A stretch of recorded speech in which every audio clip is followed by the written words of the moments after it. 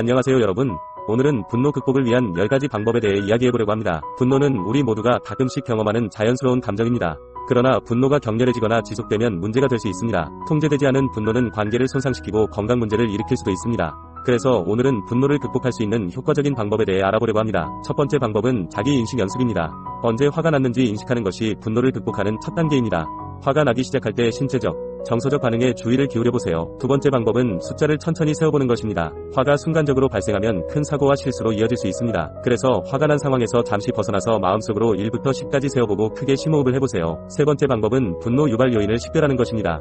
어떤 상황이나 사람이 분노를 유발하는지 식별해보세요. 그리고 이를 피하거나 대처하기 위한 전략을 개발해야 합니다. 네 번째 방법은 분노 상황에서 잠시 벗어나는 것입니다. 분노가 발생하는 상황을 순간적으로 조절하기는 쉽지 않습니다. 그래서 화가 난 상태에서 대화나 토론은 분노를 더 부추길 수 있으므로 잠시 쉬거나 현재 장소를 잠시 벗어나서 냉정하게 상황을 정리해보세요. 다섯 번째 방법은 잠시 생각한 뒤 말하는 것입니다. 화가 나면 논리적으로 말하기가 쉽지 않습니다. 그래서 화가 난 심적 상태에서 정상적인 대화를 진행하기가 어렵고 오히려 상대방을 부추기거나 실수를 저지를 수 있습니다. 화가 났을 때는 잠시 멈추고 현재 상황을 다시 속으로 정리하고 말해보세요. 여섯 번째 방법은 구체적으로 표현하는 것입니다. 상대방이 화를 내며 말할 때 낮은 자세로 침착하게 설명하고 잠시 한 발짝 물러나세요. 상대방이 진정되면 현 상황에 대해 사과하거나 미안한 마음을 갖게 될 것입니다. 나중에 자신이 화가 난 이유를 자세하게 설명해주면 상황을 악화시키지 않게 됩니다. 일곱 번째 방법은 부정적인 생각에서 벗어나는 것입니다. 분노는 부정적인 사고 패턴으로 이어져 증상을 악화시킬 수 있습니다. 그래서 부정적인 생각에 초점을 맞추지 말고 긍정적이고 현실적인 생각으로 대체하려고 노력해보세요.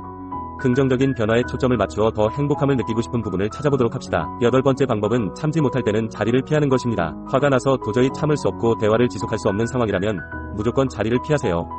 상대방이 눈에 보이면 화가 가라앉기보다는 오히려 분노를 크게 유발할 수 있기 때문입니다. 아홉 번째 방법은 자신의 얼굴을 거울로 보는 것입니다.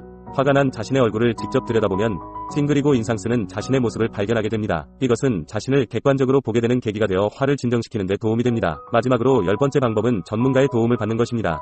분노를 조절하기 힘들다면 정신과 의사, 심리상담 전문가를 찾아가 분노를 이해하고 치료 계획을 세워야 합니다. 마음이 아플 때도 병원이나 상담센터에 가서 전문가의 도움을 받아야 합니다. 전반적으로 분노를 극복하는 것은 점진적인 과정이 될 수 있으며 인내심을 갖고 자기 자신을 사랑하는 것이 중요합니다. 감사합니다.